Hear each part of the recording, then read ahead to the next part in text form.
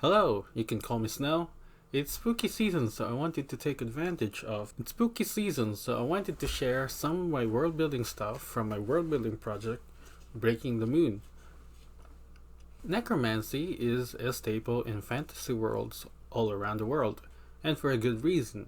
For a practice that has the reputation of losing your humanity, not letting go of the past is one of the most human things one can do. Also, death is scary. In the world of Aodioc, necromancy is the art of getting creative with the dead, calling the dead, raising the dead, dating the dead, the usual. The dead used to not be dead, so in order to return to the not dead state, we need to understand what makes a not dead person a person. For that, we look towards the concept of the Trichrome. Firstly, we have the vessel that contains the person, the corpse. The red circle represents the enclosure as well as the cycle of life and blood that carries the mana throughout the physical body. Secondly, within the corpse is the psyche or the mind. It is represented as a blue square or a window frame as it provides an intermediary between the body and the soul and also the rest of the world. Speaking of the soul, the last chroma is the soul. This is the essence of the person and the most important part. I should note that the spirit is not the same as the soul. The world of Aodioc follows some Eastern mythology ideas where something like an inanimate object, like a rock or a tree, can contain spirits, and eventually the spirit can become a proper soul. In other words, a soul is the refined state of a spirit, and a creature can only be considered a person with a complete soul. We can now see that necromancy is nothing but a mastery over the trichromal magic, but specifically of spiritual magic. Before we move on completely, there's another concept that I wanted to explain because I was too lazy to make the Magic 101 video ahead of time. Mastery in Aodosian magic is more or less subdivided between 3 levels. We're mostly going to care about the first 2. Level 1, Manipulation. In the world of Aodioc, magic starts just being able to control mana. Most people do not start shooting fireballs out of thin air. They start by manipulating the mana to control a source of magic. For example, shooting fireballs requires a source of fire, like a torch. In terms of necromancy, a beginner necromancer starts by manipulating pure spirit energy or corpse, and controlling the dead requires a source of spiritual energy. More on that later. Level 2, Manifestation. When you reach the level of a master, you can start transmuting your mana into another form, making conjurations of fire out of thin air, or in our case, constructing a whole new spirit possible. But in order to actually create a complete sapient soul, you need to be a level god. Put on your apron because we're ready to cook up our first undead. Step 1.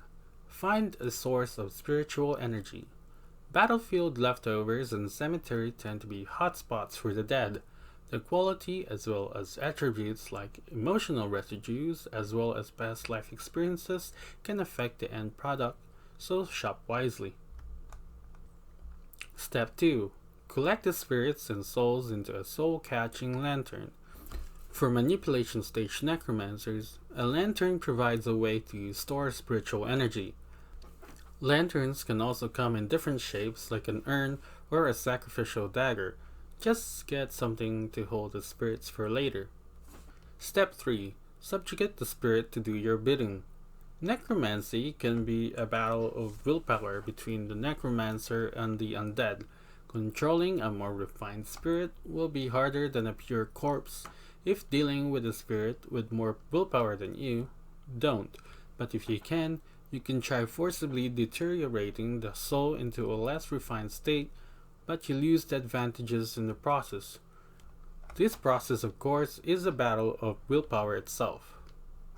Step 4. Make a conduit. Controlling the dead involves stretching out the necromancer's will and consciousness among its minions. The conduit provides a point of contact between the necromancer and the minion. This is also why you may want a minion with a stronger spirit, as it can do things by itself and will be a less active strain on willpower. Step 5. Finally, plant your conduit into the minion, and there you have it. You have your very first undead. Unfortunately, because you've been hanging out in the cemetery, no one wants to be your friend. Boo-hoo. Luckily, we can make our own. Time to meet our potential new friends. Friends 1 and 2. Will-O-Wisp and Corpse Puppets. I decided to show them together as they are essentially the same concept. A simple manipulation of each chroma, the corpse and the spirit separately. In the case of Will-O-Wisp, the caster guides the movement of the orb of spiritual energy with their mana. However, it is used more as an offensive spell. Corpse puppetry, on the other hand, requires conduits to be implanted on the corpse and manually controlled by a necromancer through threads of mana attached to the conduits. Rating: literally lifeless. Friend 3. Ghouls. We're now entering the familiar undead familiars of fantasy necromancy. Ghouls are creatures of decomposed flesh implanted with a spirit with the slightest hint of intelligence, only able to single-mindedly act on its baser instincts or with predetermined instructions from the necromancer. Rating: bad conversationalist, but very passionate. Friend 4. Revenant is a catch-all term for undead with more brains than your average brain eater. They are able to wield weapons and use tools and have the comprehension for organized labor, like understanding tactics and fighting as an army. Creating a revenant, however, requires a soul fragment to retain some of its human-like abilities.